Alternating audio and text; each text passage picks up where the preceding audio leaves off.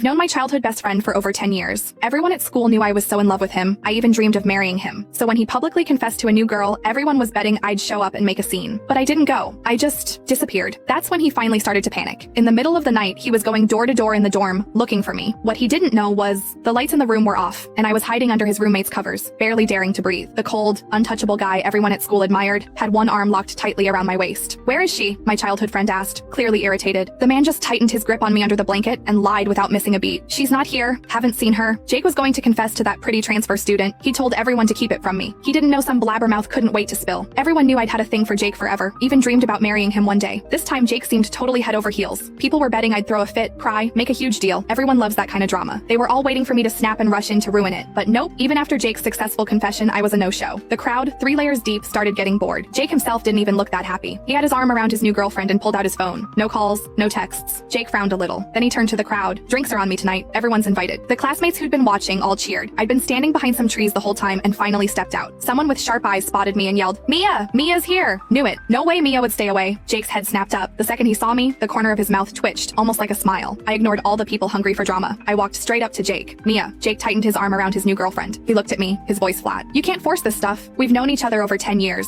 I don't want to say anything harsh, ruin what we had. From now on, you're still like a sister to me. If you need anything, you can still come to me." Then he lowered his voice. "With everyone watching, don't cause a scene here. Just go home." "Jake!" I cut him off, taking a slow step forward. He frowned again. "Mia, be reasonable." I smiled and held out the bracelet I'd just slipped off my wrist. "I came to give this back." Seeing the bracelet, Jake's face darkened. "Mia, what game are you playing now? Take it. I won't bother you after this." Jake stared at me, his voice dropping. "I don't care about the money. If you don't want it, toss it." As soon as the words were out, I turned and threw the bracelet into a nearby trash can. "You can throw out everything else I ever gave you too." With that, I walked away without looking back. By the time I reached the river, it was pouring. Under my umbrella, I thought about the recurring dream. Jake confessed to Chloe. I cried, made a scene, then jumped into the river to force him to break up. I nearly died, but Jake stayed at the hospital only 5 minutes. The Fosters, who'd taken me in, thought I was an embarrassment and useless because of Jake's indifference. They made me drop out and sent me back to my terrible birth parents. My life spiraled, and I died miserable in a foreign country. The only one who gathered my remains was Liam, the man I'd always feared, who kept my ashes and stayed alone forever. Jake, his new wife by his side, never showed. Lately, the dreams had been coming true. Without them, I'd be blowing up Jake's phone, threatening to jump. But the dream was a second chance. I could change my fate. On the third call, he answered. I clutched the phone. "Liam." The rain drowned out everything but his deep, lazy voice.